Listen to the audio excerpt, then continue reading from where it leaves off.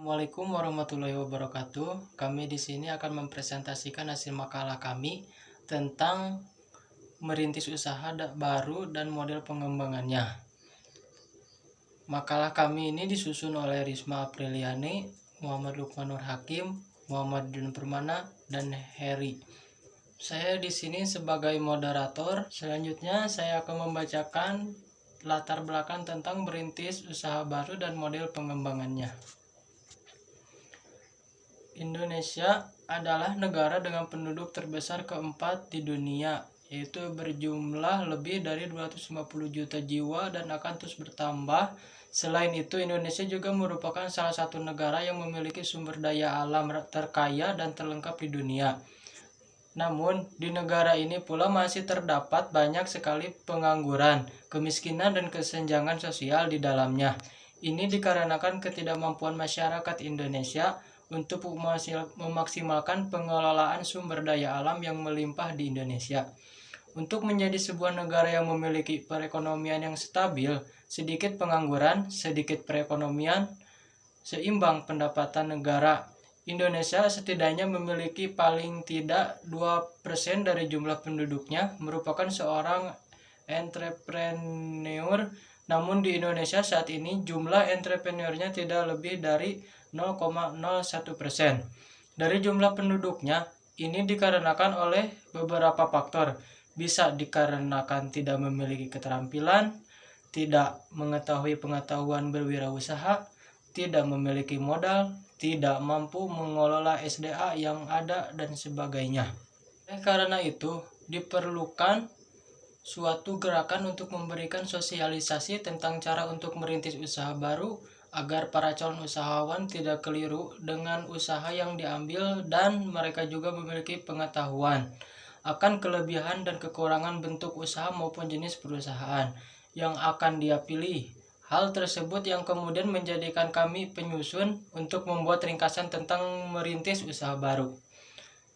Terkait dengan latar belakang di atas, adapun rumusan masalah sebagai berikut. 1. Bagaimana cara untuk memasuki usaha baru? Kedua, apa saja yang termasuk macam-macam bentuk perusahaan? Ketiga, apa saja yang termasuk jenis-jenis bidang usaha? Sesuai dengan rumusan masalah yang diutarakan di atas, maka tujuan penulisan makalah untuk mengetahui 1. Untuk mengetahui cara-cara untuk memasuki usaha baru. 2. Untuk mengetahui macam-macam bentuk perusahaan. 3. Untuk mengetahui jenis-jenis bidang usaha. Materi selanjutnya akan dibacakan oleh Lukmanur Hakim. Kepadanya kami persilakan. Materi yang pertama yaitu cara-cara untuk memasuki usaha baru. Mentransformasi ide menjadi sebuah bisnis komersial bisa menjadi pengalaman mengembirakan sekaligus penuh tekanan. Melakukan penelitian untuk ide sekaligus mengumpulkan informasi tentang pesaing merupakan hal yang penting. Mulailah untuk mengidentifikasi pasar, menentukan positioning dan proporsi penjualan serta menentukan identitas merek sehingga produk mampu bersaing di pasar. Cara-cara yang perlu diperhatikan dalam mulai usaha baru, diantaranya yang pertama, memiliki desain nama bisnis yang baik. Nama yang baik dapat memberikan manfaat. Yang kedua, skala dan struktur bisnis. Pahami bahwa usaha yang akan jalankan sendiri, bermitra dengan pihak lain, atau berbentuk korporasi. Yang ketiga, mendaftarkan merek dagang dan hak paten. Dengan mendaftarkan merek dagang dan hak paten akan melindungi nama, slogan, dan logo yang melekat pada usaha yang akan dijalankan. Yang keempat, pastikan bisnis lolos persyaratan hukum. Pemerintah telah memiliki panduan bahkan untuk pendirian usaha kecil menengah. Perhatikan, pelajari, dan pastikan calon usahawan tersebut mematuhinya. Yang kelima, pajak dan pelaporan bisnis. Sejumlah pajak berlaku untuk bisnis. Penting untuk mempelajari berbagai macam pajak dan manfaatnya. Yang keenam, asuransi usaha. Asuransi menjadi penting untuk sejumlah alasan. Lokasi usaha perlu mendapat perlindungan dari risiko kebakaran, banjir, kerusakan akibat kecelakaan, asuransi jiwa. Yang ketujuh, kantongi sejumlah lisensi yang diperlukan. Kunjungi pihak yang berwenang memberikan izin usaha atau juga yang mengeluarkan lisensi bahwa produk layak diedarkan di pasar. Yang kedelapan, perangkat lunak yang tepat. Semakin hari urusan bisnis bisa dipermudah dengan memanfaatkan teknologi informasi. Pastikan usaha tersebut menggunakan perangkat lunak atau software yang tepat untuk mengerjakan laporan keuangan, misalnya pembayaran gaji karyawan. Yang terakhir yaitu saran dan dukungan. Cari informasi dari manapun yang dapat mendukung usaha Anda, bisa dari website pemerintah atau lainnya. Anda akan temukan kalender dari banyak peristiwa yang jadi agenda mereka. Terima kasih kepada Lukman Nur Hakim yang telah membacakan materinya. Selanjutnya kepada Husni yang akan membacakan materi selanjutnya. Kepadanya kami persilahkan. B. Macam-macam bentuk perusahaan. Yang pertama, usaha perseorangan. Usaha perseorangan merupakan salah satu bentuk yang banyak sekali dipakai di Indonesia. Bentuk ini biasanya dipakai untuk kegiatan usaha yang kecil atau pada saat permulaan mengadakan kegiatan usaha. Usaha perseorangan ini dimiliki oleh seorang dan ia bertanggung jawab sepenuhnya terhadap semua risiko dan kegiatan perusahaan. Dan kedua, firma atau FA. Firma adalah suatu persekutuan untuk menjalankan usaha antara dua orang atau lebih dengan nama bersama.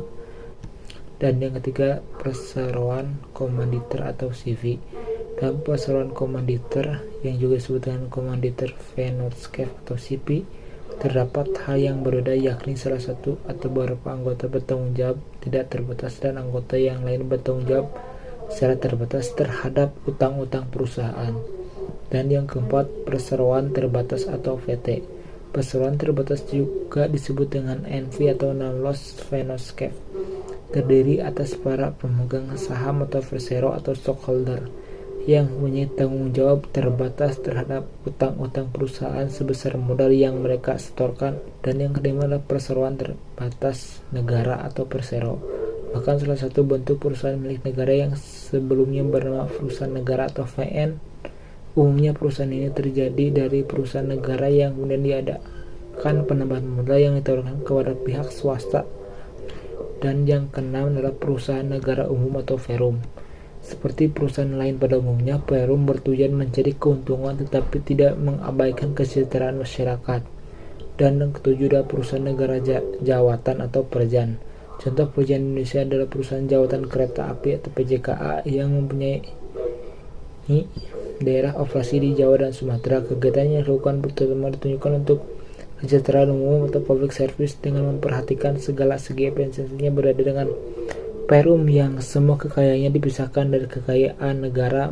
Dan yang kedepan adalah koperasi. Koperasi berdasarkan Undang-Undang Pokok Pengoperasian Nomor 12 Tahun 1967 disahkan tanggal 18 Desember 1967. Koperasi Indonesia diartikan sebagai organisasi ekonomi rakyat yang berwatak sosial, beranggotakan orang-orang atau badan-badan hukum. Dan yang kesembilan atau yang terakhir ini adalah yayasan. Yayasan merupakan sebuah badan hukum dengan kekayaan yang dipisahkan. Tujuan pendirinya bukanlah untuk mencari keuntungan, melainkan lebih menitik beratkan pada usaha-usaha sosial, misalnya yayasan panti asuhan, yatim piatu, yayasan pemberi beasiswa atau bersama dan sebagainya.